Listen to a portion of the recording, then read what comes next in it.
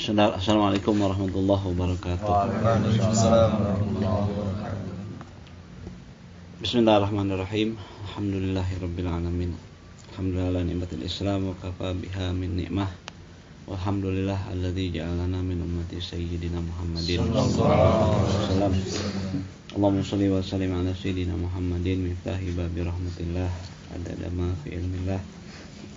Salatan wa salaman daimaini bidawami mulkillah wa ala alihi wa sahbihi wa salim.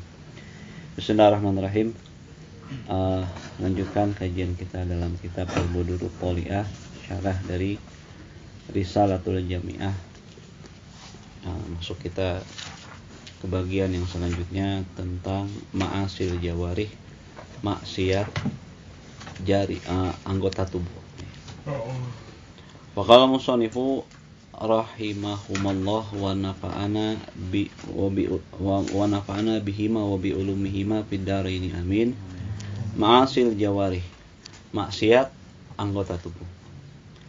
Wa amma ma'asil jawarih, adapun maksiat anggota tubuh itu syara'al mu'allifu rahimahullah. Baru sekarang memulai mu'allif, yaitu Al-Habib Ahmad bin Zain Al-Habsyi rahimahullah, fil kalam ala ma'asil jawarih, dalam pembahasan mengenai bagaimana sih maksiat anggota tubuh tuh. Wa takallama huna an ma'asil batni. Nah, di sini beliau akan membahas tentang maksiat perut, wal lisan, juga maksiat lidah, wal aini, dan maksiat mata, wal uzuni, juga maksiat telinga, wal yadi, maksiat tangan, wal rijli wal farji, maksiat kaki dan kemaluan, wa maksiati kulil badan, dan maksiat dengan seluruh tubuh. Ada yang maksiat berjamaah, semua tubuh kena, kayak berdurhaka sama orang tua, itu maksiat sebadan-badan semuanya. Kerjasama, makanya dosanya besar banget deh, karena semuanya ikut serta nih. Kongsian tuh kalau maksiat sama orang tua. Kalau yang saya kadang-kadang cuman anggota masing-masing deh. Tapi kalau orang tua semuanya komplotan gitu. Wa ghairiha minal ma'asi, dan lain-lainnya daripada maksiat-maksiat. Ntar bakal dibahas satu persatu. Wa qad takallama an ma'asil jawarih Hujjatul Islam bil Ghazali fil qismi tsani min kitabih Al Bidayatul Hidayah, di mana Imam Ghazali, Hujjatul Islam Imam Ghazali, sudah membahas tentang maksiat anggota tubuh ini dalam bagian kedua dari kitab beliau yang namanya Bidayatul Hidayah. Di situ lebih lebar mungkin di situ ya. Wal Imamul Haddad fi akhiri kitabih, dan juga Imam Haddad, Habibul Haddad, di akhir kitab beliau yang bernama An-Nasaihud Diniyah rahimahumallahu taala. Nah, kalau kita mau bahas, mau lebih tahu lebih panjang, mungkin di situ. Itu yang pertengahan deh. Kalau Ihya panjang banget deh, panjang banget. Kalau Ihya mungkin pembahasan lebih rinci lagi. Nah, kalau mutawasid, ya itu deh, Bidayatul Hidayah atau Nasaihud Diniyah. Nah, itu. Wa sababu zikri ma'asil qalbi qabla ma'asil jawarih. Adapun apa sih penyebab disebutin maksiat hati dulu sebelum membahas maksiat anggota tubuh? Kan kemarin kita panjang tuh nih, tentang maksiat hati apa aja nih, tentang sombong dan sebagainya yang kemarin disebutin. Kenapa dibahas itu dulu, urutannya kenapa gitu. Annal jawariha, sebab anggota tubuh itu karra'iyatil lil qalbi, seperti rakyat untuk hati. Gimana sebut dalam satu makalah, entah hadis atau apa, nampak ya. Al-qalbu sultanul jawarih, hati itu adalah sultannya anggota tubuh. Pusat pemerintahannya di situ. Sementara yang lainnya rakyat, ibarat mata rakyat, telinga rakyat, lidah rakyat, tangan, kaki, perut, semuanya rakyat. Wan bi'ana, jadi karena itu jadi dibahas yang terpenting itu, bagian terpenting hati tadi. Maka udah dibahas. Nah, sekarang jadi bahas yang pokok dulu, baru ntar ke yang rincian. Wan bi'asuha li ta'ah wal maksiyah, dan bangkitnya anggota tubuh untuk taat juga maksiat, sumbernya awalnya dari pemerintahannya, ya dari hati. Mata kita bisa ini kan gerakan hati semua awalnya, pemicunya gitu ya, pemicunya awalnya di hati. Kalau picuannya baik ya jadi baik, kalau picuannya buruk ya jadi buruk. gitu ya. Jadi awalnya di situ. Makanya beliau bahas di awal masalah maksiat hati dulu. Yakunu min tilqaihi. Jadi adanya pemicu ketaatan ataupun kemaksiat adanya dari arah hati itulah. Dari sumber hati itulah. Wala yasduru anha taharrukun wala sukunun illa wa qad waqa'a fil qalbi iradatuhu wa iqbalun alaih ba'da iradatillahi ta'ala wa qudratihi wa masyiatihi. Di mana tidak tampil satu gerakan, tidak juga satu diam, nggak diam, nggak gerak, terkecuali efeknya itu timbul dari hati, keinginannya, apa penghadapannya sama satu gerakan atau diam setelah iradahnya Allah, setelah kudrahnya Allah, setelah keinginannya Allah. Nah, timbulnya dari hati. Awalnya jadi awalnya dari iradah Allah, dari kudrah Allah, dari keinginan Allah. Nah, di hati, nah penentunya nih, ntar jalannya gimana? Mau dijalani kemana? Picunya kemana? Diamnya buat apa? Geraknya buat apa? Gitu. Untuk kebaikan atau tunggu keburukan? Hanya dibahas di awal, gitu ya. Waqad qala Nabi SAW, di mana Nabi SAW pernah bersabda, satu hadis yang mungkin kita sering dengar dari guru-guru kita, inna fil jasadi mudghatan idza shalahat shalahal jasadu kullu. Kata Nabi, sesungguhnya di dalam jasad kita ini ada satu sekerat daging, di mana ada sekerat daging, di mana kalau dia baik, baik semua badan. Wa in fasadat fasadal jasadu kullu. Sebaliknya, kalau jelek itu jelek semuanya. Ala wahyal qalbu. Ketahuilah yang dimaksud sekerat tadi itu adalah hati. Kalau hatinya bagus, ya ntar aplikasinya bagus, pemerintahannya baik, rakyatnya bakal teratur dengan baik. Pemerintahannya tadi tertentu tadi ya. Dia buat peraturan, dia buat tertib, buat segala macam ya dari pemerintah. Ntar masyarakatnya bakal baik karena yang punya titahnya di situ. Jadi urusan bagaimana kita memperbaiki hati itu penting banget ya. Mungkin kita bisa beragama dengan baik, badan kita bisa baik kalau hati kita masih buruk ya. Jadi perhatian syariat untuk perbaikan hati itu sangat besar gitu ya. Ini banyak sekali ulama-ulama kita bilang perbaiki hati ya. Yang kemarin disebutin ada tazkiyah, ada pembersihan, ada penghiasan, ntar namanya tarqiyah. Ada tajalli, ada tahalli, tajalli. Kalau tahalli ngebersihin. Ibarat kita di satu rumah nih, rumah mau ditempatin kotor ya, sapu dulu, bersih dulu, pel dulu, lap-lapin dulu, baru masuk. Itu proses namanya tahalli. Penyakit hati buang semua tuh. Keraguan sama Allah, sombong, ria, ujub dan sebagainya. Ya, dibuang semuanya. Baru dimasukin perabotan. Kalau kotor-kotor masukin perabotan, ntar perabotannya rusak.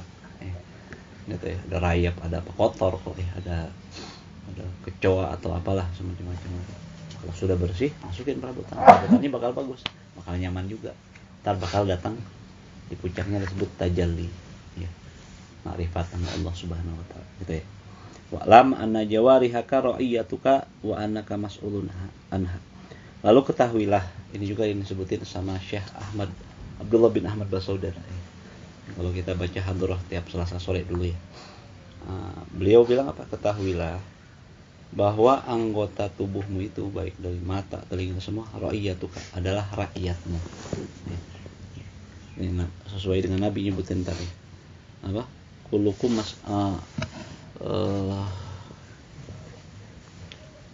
mas'ulun an wadi. Kulukum sebelumnya itu ayatnya hadisnya apa ya?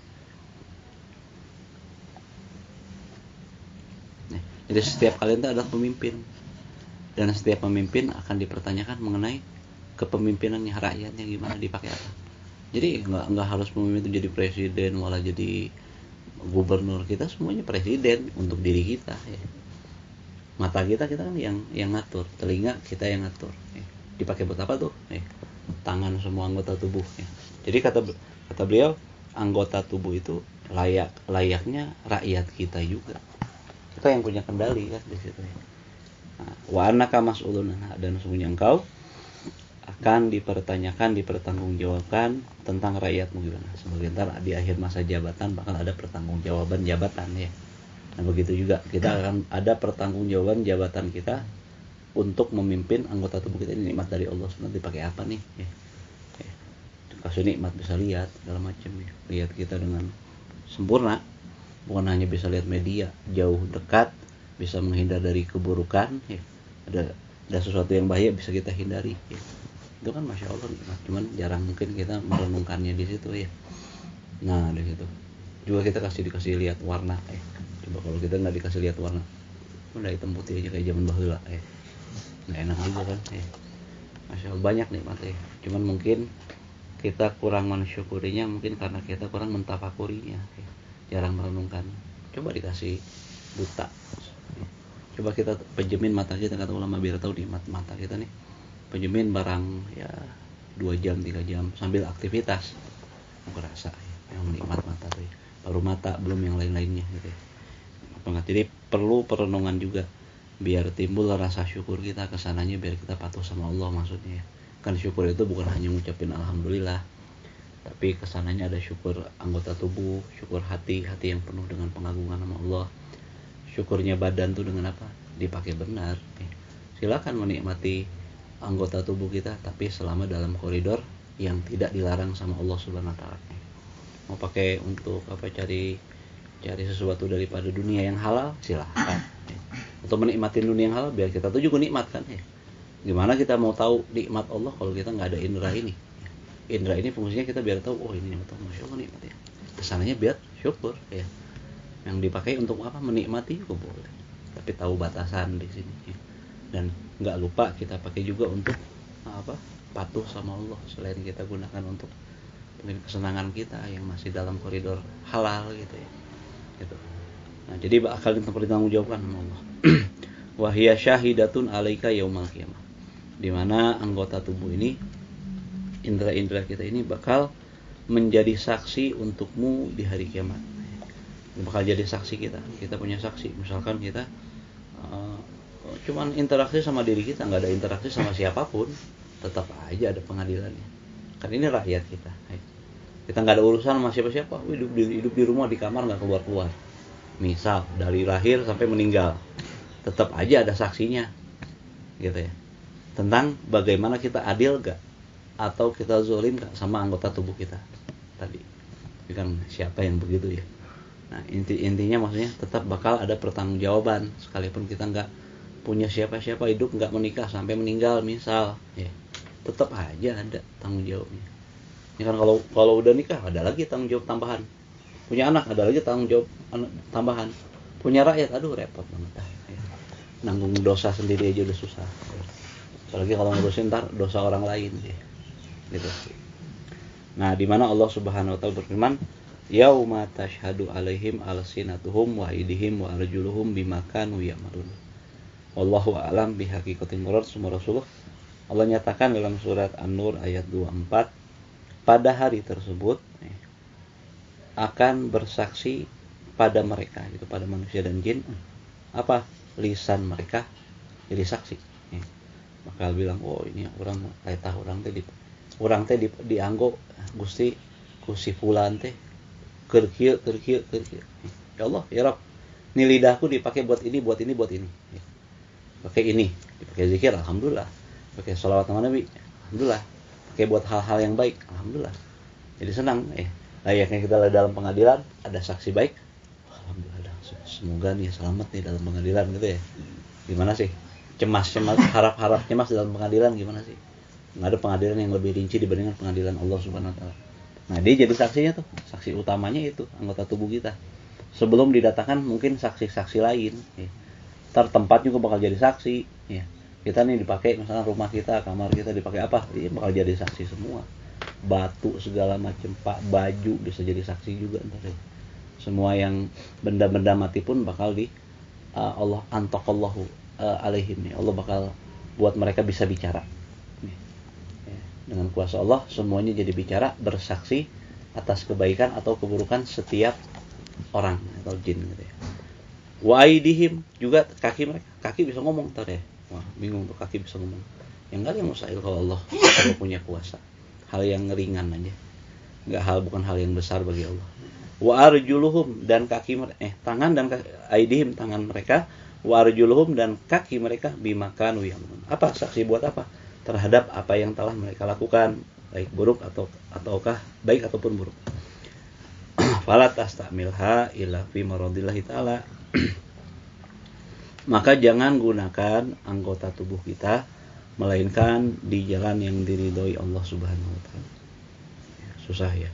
Ya kalau enggak kita berupaya kapan bisanya? Hese enggak ngerjain berarti itu ya itu kebodohan ya. Bukan susah itu untuk ditinggalkan, susah itu untuk diupayakan. Memang enggak gampang untuk istiqomah dalam iman yang benar, takwa yang benar. Ya. Yang jelas kesempatan itu cuma di dunia. Ya, kalau enggak ada waktu jalan terus. Ya. Mau sadar enggak sadar, kalau udah waktunya mati ya mati. Mumpung kita masih bisa memperbaiki keadaan, masih hidup. Seburuk apapun keadaan kita masih bisa perbaikin keadaan kita. Ya.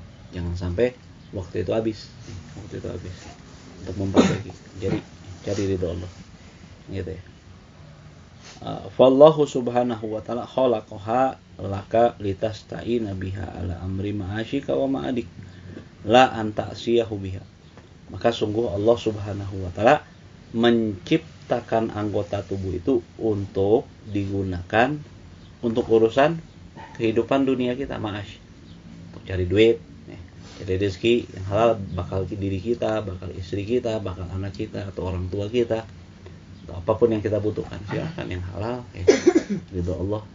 Bukan enggak boleh, bukan berarti harus di masjid doang kok, Itu bukan berarti harus di majelis doang kok. Kita bisa taat sama Allah dimanapun kita berada. Silakan. Pakai anggota mata, telinga, kaki, semuanya potensi. Akal Allah kasih kita, alhamdulillah bisa berpikir, nggak gila gitu. Kebayang kalau hidup gila, gimana ya? Alhamdulillah akal kita sehat, bisa berpikir untuk menggali manfaat, jauhin mudarat gitu ya. Begitu juga untuk indra ini selain untuk urusan duniawi, maksudnya yang halal, yang dalam ridho Allah juga, wa ma'adika, dan urusan ukhrawi. Jangan habis di ma'as aja, tapi harus ma'ad, masa depan ukhrawi kita. Nah, amal, ibadah, taat gitu ya. La anta siyahu biha, bukan Allah ciptakannya untuk digunakan maksiat, bukan untuk begitu, bukan.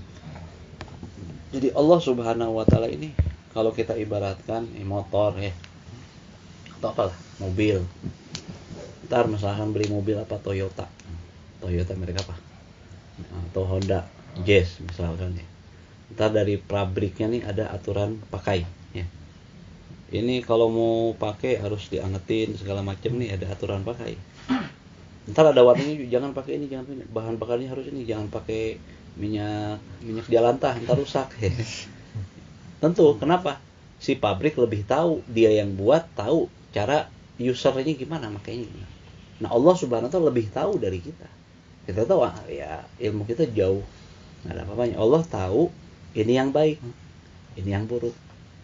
Kalau kita patuhin aturan pakainya di badan kita nih, dikasih sama Allah, pasti bakal jadi kebaikan. Sok aja misalkan pakai mobil untuk nyelam ke laut, bukan penggunaannya rusak, bejat, entar rusak, enggak kepake, malah mencelakakan gitu. Itu satu ibarat. Walillahil masalul. Allah punya perumpamaan yang jauh lebih tinggi dari itu. Cuman sekedar celah untuk kita memahaminya aja gitu ya. Nah, yang pertama ma'asil batni, dari anggota tubuh.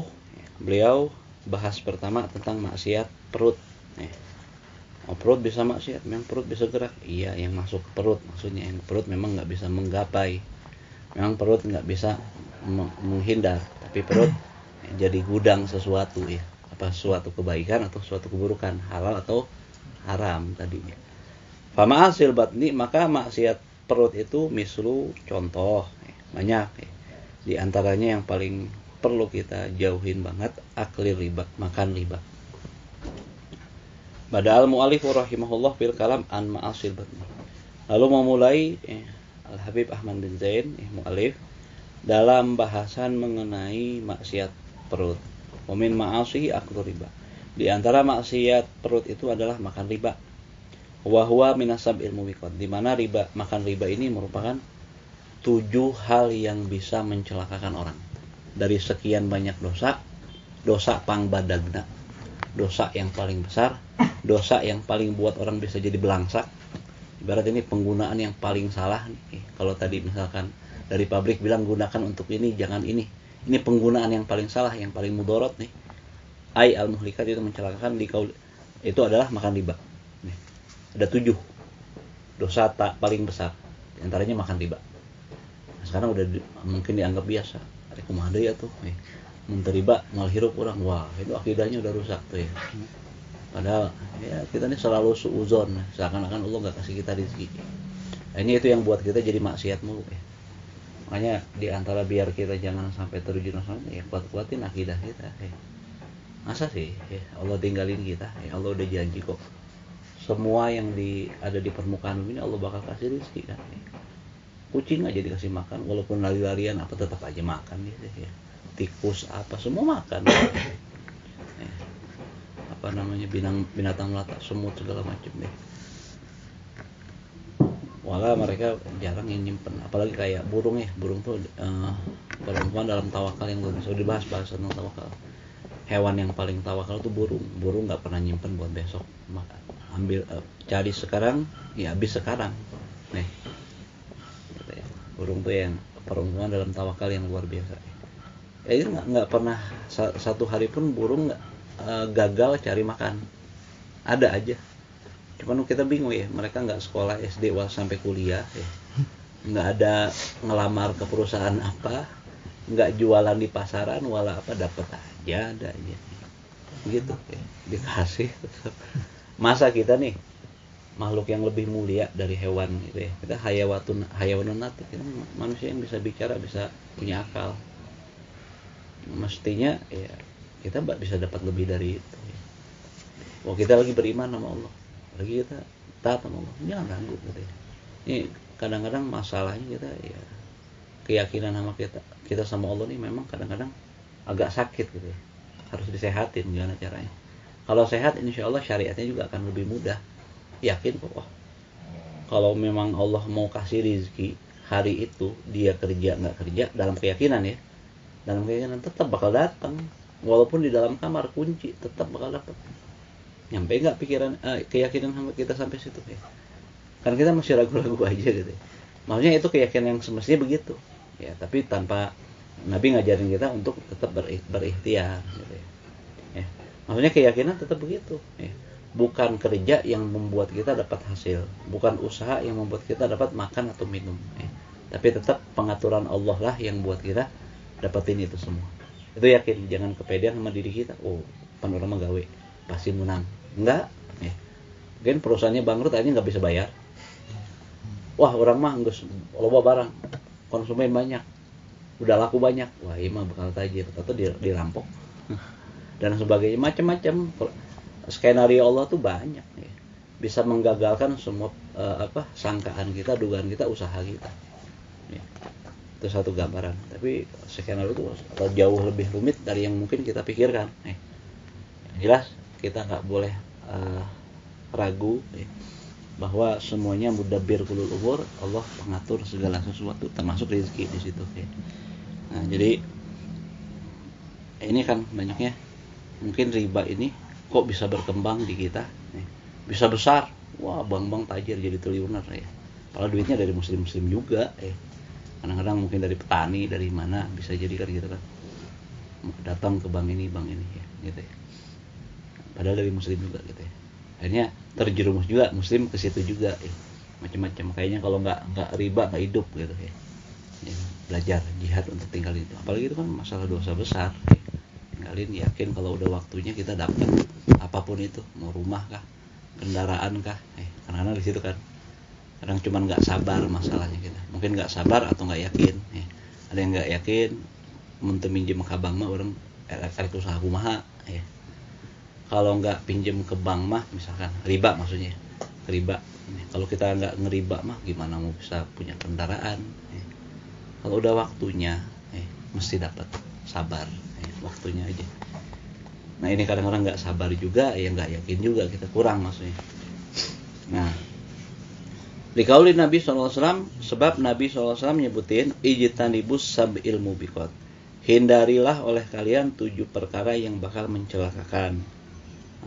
Qalu, maka para sahabat nanya, ya Rasulullah, wa mahunna, duhai Rasulullah, apa sih itu yang 7 yang bisa celakain orang? Qal, maka Rasulullah jawab, asyirku billah. Pertama syirik, duain Allah, duakan Allah dalam ketuhanan, penyembahan, duakan Allah dalam permintaan, permohonan, duakan Allah dalam banyak hal ya. Utamanya dalam ketuhanan gitu ya.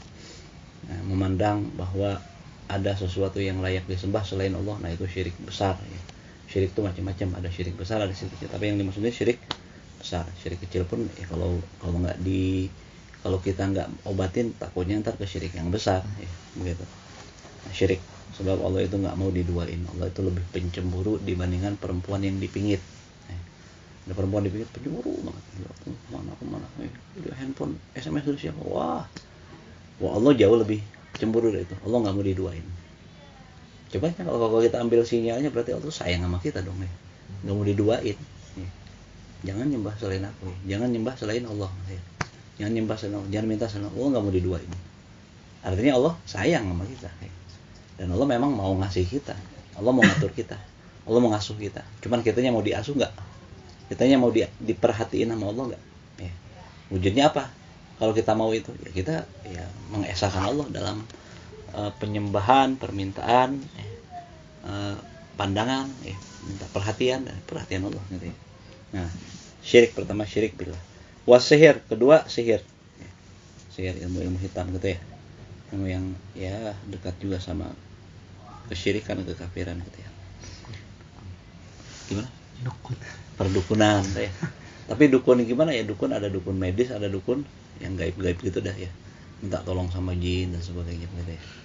Nah, itu. Sihir. Sihir ada nggak? Ada dong. Ya, orang Nabi yang nyebutin berarti ada. Kalau ada orang bilang nggak ada sihir itu cuma trik aja, cuma magic apa gitu ya. Ada sihir. Sihir itu ada. Cuman kita bukan mempercayai sihir. Maksudnya sihirnya itu ada ya. Kita nggak percaya sama sihir, tapi bilang sihir ada atau enggak, memang ada sihir gitu ya. Jangan dilebih-lebihin juga, kadang-kadang bukan sihir medis disebut itu. Padahal dia lambung katanya kena teluh kayak gitu ya. Itu sih suuzon ya. Maksudnya kalau kita mempercayai sihir itu ada, ya ada. Sebab apa? Nabi yang bilang sihir itu ada gitu ya. Kalau ada orang yang menafikan sihir itu nggak ada, maksudnya dia juga berarti secara tidak langsung menafikan apa yang disebutin sama Nabi ya gitu ya. Bukan membenarkan sihirnya, tapi ya membenarkan bahwa itu ada gitu. Wa qatlun nafsi allati harramallahu illa bilhaq, dan membunuh satu nyawa yang mana telah Allah haramkan kecuali dengan yang hak. Nah ini nih ya, bunuh gitu ya. Man qatalan nasa fakaannama qatalan nasa jami'an. Barang siapa bunuh satu jiwa, maka seakan-akan dia bunuh semua manusia yang ada di bumi ini. Gitu ya. Sebagian ulama saking kerasnya dalam masalah pembunuhan itu bilang dosa membunuh itu nggak ada tobatnya.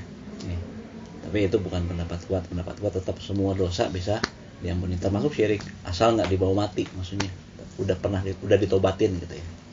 Kalau dibawa mati, nah ini yang menjadi masalah. Kalau syirik dibawa mati, ini yang dimaksud nggak diampunin tadi. Ya. Tapi kalau udah ditobatin, udah diminta maaf sama Allah ya, nah itu diampunin walaupun syirik. Apalagi ceritanya tentang pembunuhan yang di bawah itu. Jadi ranking satunya kan tetap syirik, ya, dosa terbesar itu. Ingat ya, syirik itu dosa. Ya. Disebut murtad nggak? Ya, disebut dosa. Kalau dosa itu beda sama kafir. Ya. Walaupun itu dosa yang amat besar, nggak disebut kafir juga. Jangan sembarangan menyematkan nilai kafir sama seorang muslim. Sekalipun dosa besar yang dia lakukan gitu ya. Nggak bisa. Oh kafir. Oh ini apalah segala macam, yang nggak sembarang gitu. Ulama kita hati-hati banget ya dalam masalah nyebutin kafir tadi. Nah terus wa aklur riba, dan nah ini yang poin ini yang disebutin tadi, makan riba. Wa aklu malal yatim, dan makan harta anak yatim. Hati-hati. Kadang-kadang ada timbulnya maksiat itu kadang-kadang kamuflase dari kebaikan. atau tertipu sama bungkusan kebaikan. Nih, kalau saya mau Anda pengen memelihara anak yatim, akhirnya terima sumbangan buat anak yatim. Di situ makan anak yatim takutnya. Makanya beberapa ulama tuh mendingan nggak mau untuk ngurusin anak yatim, mendingan ngasih aja langsung. Kalau ada ini langsung. Kalau untuk memihak, maksudnya jadi kayak panti asuhan segala macam, resikonya gede. Kalau kira-kira nggak amanat, kita nggak ngerasa diri kita kurang amanat, itu kurang telaten, kurang terlatih, kurang apik gitu ya, mendingan jangan. Ini langsung aja kasih bantuan langsung gitu. Banyak kan punya yayasan yatim piatu, mobilnya mewah banget. Ya wallahu alam bukan gitu, bukan, nggak boleh juga suzon, maksudnya hati-hati gitu ya. Wat tawali yaumaz zahwi. Lalu yang selanjutnya apa namanya? Lari dari medan perang. Kalau udah perang, kita nggak boleh minta perang, nggak boleh mengharap perang. Tapi kalau udah datang perang, nggak boleh mundur. Selama musuh itu disebutin kewajibannya kita gimana? Nggak boleh mundur sampai 1 lawan 2. Kalau dulu zaman Nabi 1 lawan 20 nggak boleh mundur. Sampai 1 lawan 20. Sekarang mah 1 lawan 1 aja kagak berani. Nah ini yang Nabi anggap parah banget nih orangnya.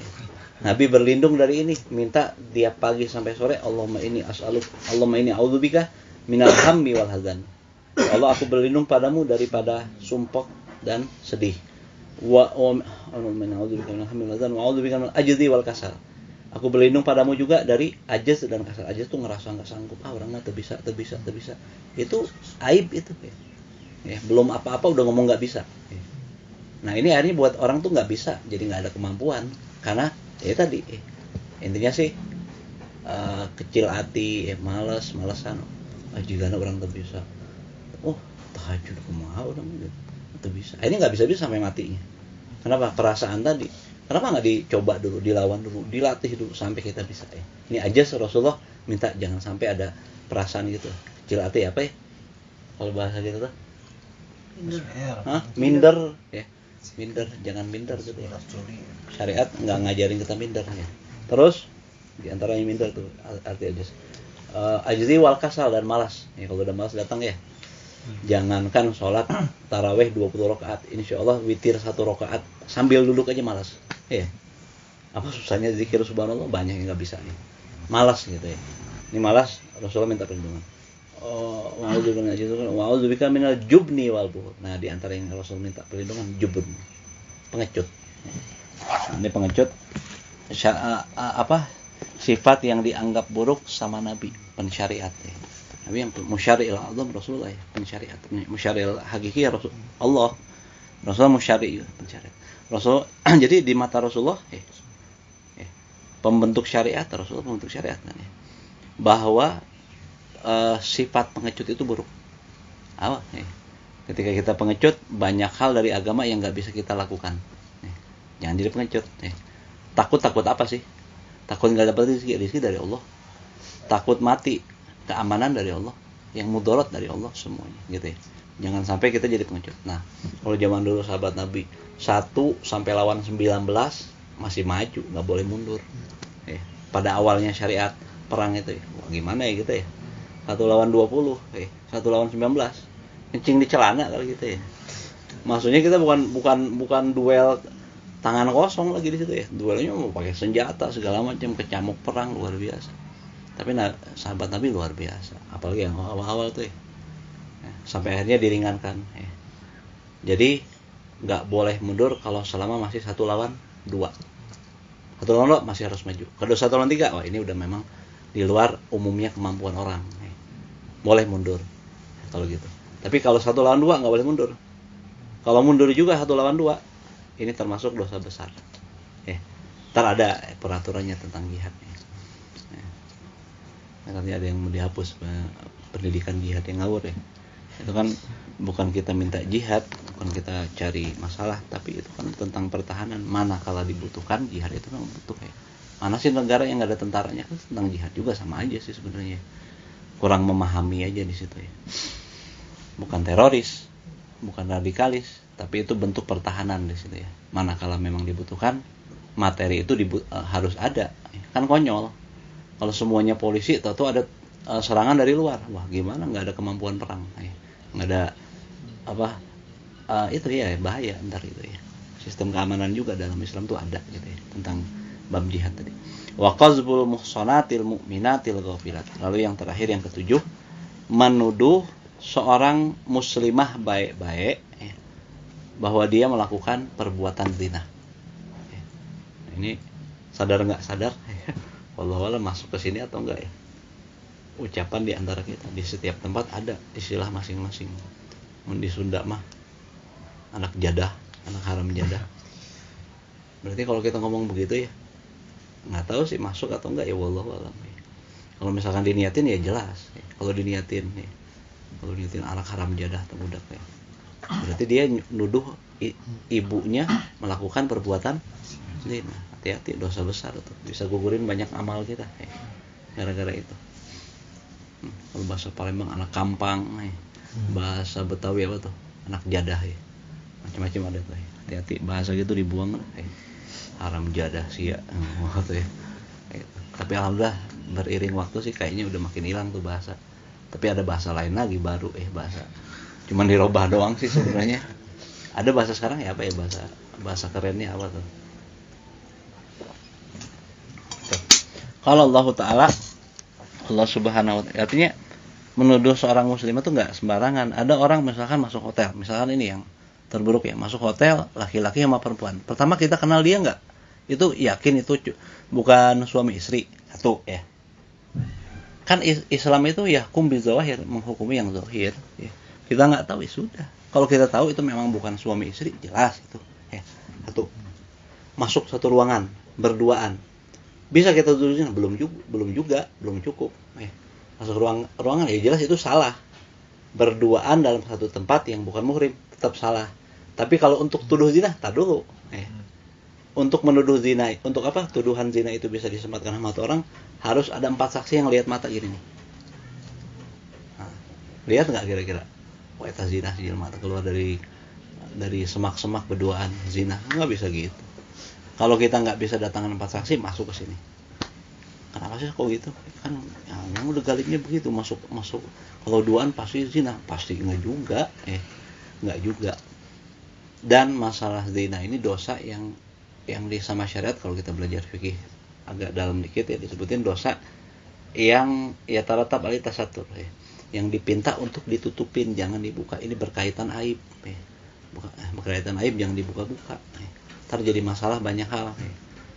Syariat minta untuk ditutup. Makanya ada satu waktu perempuan datang sama Nabi sallallahu alaihi wasallam ya, ngaku bahwa dia berbuat zina. Rasul bilang udah ya, kamu taubat aja, ntar kalau ini jadi anak gimana, kasihan anak kamu, taubat aja. Kan nggak ada saksi. Rasul nggak mau buka itu ya. Rasul nggak senang ternyata dia nggak ngaku dosa itu juga. Sampai akhirnya dia datang lagi, tetap dia ngerasa gelisah si perempuan ini, udah hamil ya. Tunggu dulu, udah hamil gak? Hamil. Pas hamil ngadu lagi Rasul, minta ditegakkan hukum, maksudnya biar dia bisa taubat ya. Dia nyeselin sama perbuatan zinanya. Tapi Rasul bilang jangan, tunggu dulu dia lahir, masa kamu dibunuh, gimana bayi yang ada di kandungan, kata Rasul. Makanya Rasul ngasih kesempatan, udah tobat aja, nggak usah ngomong lagi dah. Ada pengadilan, nggak bisa pengadilan, 4 saksi yang nyaksiin nggak ada kok. Kalau sekarang begini ya misalkan ditegakkan dengan praduga, cuman prasangka mungkin banyak yang mati sekarang ya, zina ya. Katanya ada, wallahu a'lam sih, katanya anak SMP sekarang 80% udah pada jebol katanya. Kalau begitu gimana? Repot ya. Jadi tutup itu ya. Kita berupaya jangan sampai terjadi. Kalaupun terjadi, tutupin. Masih ada jalan tobat kok gitu ya. Sampai akhirnya si perempuan itu melahirkan, datang lagi sama Nabi, minta ditegakkan hukum tadi ya, untuk dirinya, maksudnya biar dirajam aja atau apa ya. Kata Rasulullah, kesian nih bayi, ntar nggak besar tanpa ibu, gimana urusinnya, kata Nabi ya. Nabi ini sayang, maksudnya biar udah tobat, jangan datang lagi dia ya. Tapi ini perempuan maksudnya ngerasa dosa banget itu ya. Akhirnya sampai anaknya sudah besar, bisa ditinggalin, istilahnya nggak harus nyusu lagi gitu. Ngadu sama Nabi, ya sudah, karena dia ngadu berkali-kali, ya sudah, akhirnya dia dirajam gitu ya. Ini banyak ntar hadis-hadis yang ceritain tentang ini ya. tentang bahwa zina itu dosa yang dipinta sama syariat untuk ditutupin. Jangan kita pernah cerita masalah mungkin perzinahan yang pernah dialami kita ataupun siapa, nggak boleh dicerita-ceritain, itu masalah aib, masalah aib, nggak boleh dibuka-buka. Lain hal misalkan kezaliman sama orang lain, itu enggak. Jadi dosa itu ada yang wajib, yang dipinta untuk ditutupin, ada dosa yang dipinta harus diungkapkan berkaitan misalkan kerugian untuk banyak orang. Kalau itu dibuka itu mah harus ditegakkan hukum, beda-beda ntar. Kalau Allah Subhanahu wa taala berfirman, ya ayyuhalladzina amanu taqullaha wa zaru ma baqiya minar riba in kuntum mu'minin. Balik lagi ke masalah riba. Allah Subhanahu wa taala berfirman, wahai segenap orang yang beriman, bertakwalah kalian pada Allah. Iman dulu baru ngomong takwa. Artinya nggak mungkin takwa tanpa iman. Makanya Allah panggil dengan iman dulu, takwa. Takwalah pada Allah. Wazaru ma baqiya minar riba. Lalu tinggalkanlah apa yang tersisa daripada riba. Jangan ditagih lagi. Udah jangan dicari-cari lagi. Tinggalkan maksudnya riba. Kalau memang terjerumus satu riba, sisanya yang belum dipinta udah bebasin. Gitu. In kuntum mu'minin, kalau memang kalian beriman. Qala Allah wa qala subhanahu, dan Allah Subhanahu wa taala berfirman, alladzina yaquluna riba la yaqumuna illa kama yaqumul ladzi yatakhabbathu syaitanu minal mas. Adapun orang-orang yang bermuamalah dengan muamalah riba, tapi disebutin ini yakul itu makan. Disebutin dalam tafsirnya, kenapa kok pakai istilahnya makan? Kan orang riba itu bukan hanya makan. Urusannya bukan makan aja. Ada praktek pinjam, meminjam, macam pencatat, itu semuanya kan dapat laknat sama Allah. Bukan hanya yang ngebungain pinjamannya aja, tapi yang minjem juga sama. Nah, disebutin di sini dalam tafsirnya bukan hanya sebatas memakan, tapi yu'amilun, bermuamalah. Bermuamalah dengan muamalah riba. Bersosial dengan sosial riba gitu. Assalamualaikum. Sini. Jangan di situ. Ada kaset. Lupa. Ya. Jadi orang-orang yang bermuamalah dengan muamalah riba, maksudnya praktek riba gitu ya. La yaqumun, mereka tidak akan bangkit pada hari kiamat dari kubur mereka, ila kama yaqumul ladzi yatakhabbathu syaitanu minan nas. Kecuali layaknya orang bangun yang kayak kemasukan setan karena gila gitu ya. Jadi bangunnya ntar bangkitkan hari kiamat seakan-akan seperti orang yang kerasukan, orang yang gila gitu ya, dibangkitkan hari kiamat. Zalika bi annahum qalu innamal bai'u mislu riba. Hal demikian sebab mereka mengatakan bahwa jual beli itu sama aja kayak riba. Jual beli ada untungnya, riba juga ada untungnya, kata mereka gitu. Wa halallahu al-bai'a wa harrama riba. Padahal Allah halalkan, alasan kita bukan masalah itu untung atau enggak untung. Alasan kita sebagai hamba Allah, kita patuh sama Allah, Allah halalkan jual beli dan Allah haramkan riba. Udah jangan pakai kutak-kutik lagi deh. Allah sebutin jual beli halal, udah pakai jual beli. Allah sebutkan riba haram, ya udah jauhin riba. Simple aja gitu ya. Kadang-kadang suka cari celah untuk melanggar satu perintah atau larangan gitu ya. Zalika bi annahum qalu innamal bai'u mislu riba. Hal demikian tadi Pak. Faman ja'ahu mau'idhatum mir rabbih fantaha falahu ma salafa wa amruhu ila Allah. Lalu barang siapa yang bisa mengambil peringatan dari Allah ya, maka bagi dia falahu ma salafa ai ma madha min dzanbihi qabla nahi maghfurun. Apa yang sudah lalu daripada dosa-dosanya sebelum larangan itu diampunin. Wa amruhu ila Allah. Adapun urusan yang sisanya ada dalam urusan Allah. Allah mau maafin atau nggak maafin, ini hati-hati. Nih para ulama takut di ayat ininya nih, wa amru ilallah, ada yang ngambang di sini. Ada yang sisa di Allah maafin. Adapun yang sudah dimakan, yang sudah dipakai, itu urusannya Allah. Mungkin Allah maafin. Assalamualaikum. Waalaikumsalam. Lagi marhaba. Nolak pas. Lagi ikutan nah. Wa amruhu ilallah. Nah, urusannya kembali pada Allah, terserah Allah, nggak tahu Allah mau bertindak kemana. Menjadi ngambang gitu maksudnya. Waman ada faulaika ashabun nar hum fiha khalidun. Namun barang siapa yang balik lagi ke perbuatan riba, praktek riba, maka dia akan faulaika ashabun nar, maka mereka adalah orang-orang yang menjadi ashabun nar, orang-orang yang bakal jadi penduduk neraka, hum fiha khalidun, di mana mereka akan kekal di neraka. Nauzubillah min dzalik. Wa qala ta'ala, Allah Subhanahu wa taala berfirman, ya ayyuhalladzina amanu innamal khamru wal maisiru wal ansabu wal azlamu rijsun min amali syaitan fajtanibuhu la'allakum tuflihun. Wahai segenap orang-orang yang beriman, sesungguhnya khamr itu segala hal yang memabukkan, mau cairan, mau benda padat. Intinya yang bisa menutup akal sehingga akal nggak berfungsi dengan baik. Bedanya cuma masalah ini aja, ada yang najis, ada yang nggak najis. Kalau yang benda padat, misalkan berupa pil, berupa apa, secara hukum ya suci. Artinya kalau misalkan ke kantong dibawa sholat ya nggak membuat sholatnya jadi batal. Terus kalau yang cair ya najis, gitu. Cuman masalah itunya. Tapi masalah konsumsinya, pakainya tetap haram ya. Ganja kan kering, apalagi pil kering, itu hukumnya apa? Suci. Artinya kalau misalkan dikantongin, ya, walaupun nggak baik di situ bawa sesuatu itu, ya, dipakai sholat sah nggak? Sah aja, ya, sholatnya mah. Ya. Tapi kalau tadi bekas homer kena baju ya, dipakai sholat najis dan nggak sah sholatnya itu, ya. Pasti nggak sah sholatnya.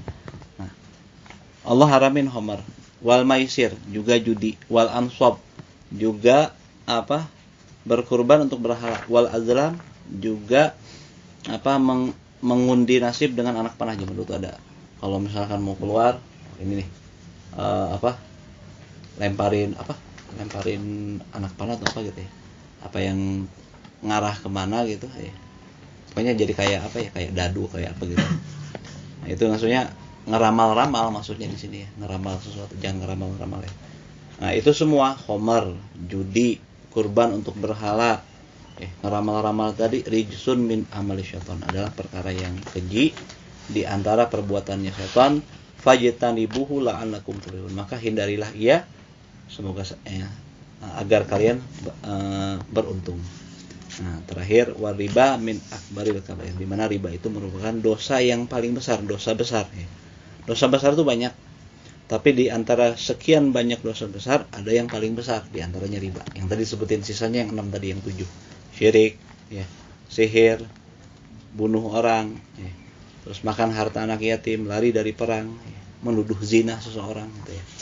Nah, itu termasuk dosa paling besar. Termasuk juga di sini nggak disebutin, ya, termasuk uququl walidain, ya, durhaka sama kedua orang tua, ya, dosa paling besar itu ya. Walam yahilla fi syariatin minasyara'i iqad, di mana riba ini nggak pernah dihalalin dalam satu syariat pun daripada syariat-syariat terdahulu. Bukan hanya di syariat Nabi Muhammad aja, umat Nabi Muhammad diharamin riba. Semuanya diharamin. Ya. Syariat Nabi Daud, syariat Nabi Nuh, syariat Nabi Isa, syariat Nabi, semuanya ya, syariat para Nabi mengharamin riba. Ya. Nah, mana tadi? Walam yu'dzinillah ta'ala fi kitabihi bil harbi ila ala akili, di mana Allah tidak mengumumkan di kitab sucinya mengumumkan perang ya, kecuali bagi orang yang makan riba tadi. Allah nggak pernah nyebutin dosa di mana pelaku dosa itu bakal diperangi sama Allah kecuali riba. Nggak ada misalkan barang siapa zina bakal diperangin sama Allah, nggak ada. Barang siapa misalkan judi bakal diperangi Allah, nggak ada. Barang siapa melakukan pencurian diperangi sama Allah, nggak ada. Tapi kalau riba disebutin mau di Quran ataupun di hadis seringkali diulang-ulang dengan kata yuharibullah, Allah bakal perangi dia. Kira-kira kalau diperangin Allah siapa yang mau selamat ya? Nah, walaupun artinya bukan fisik mungkin ya, macam-macam hal ya. Mungkin belangsak hidupnya, terpuruk, hancur, ntar bangkrut ya, kayak gitu ya. Walidha, oleh karena itulah dikatakan ya dulu ala su'ul khotimah. Maksudnya diperangin sama Allah ini bakal nunjukin dia bakal dikhawatirkan dia bakal meninggal su'ul khotimah, orang yang riba. Hati-hati sama riba ya. Jadi warningnya tuh udah maksimal lah kalau riba mah ya, jangan main-main masalah riba gitu ya. Wal iyadu billahi ta'ala ya. Wallahu a'lam. Insyaallah kita lanjutin di kesempatan yang datang. Wabillahi taufiq wal hidayah.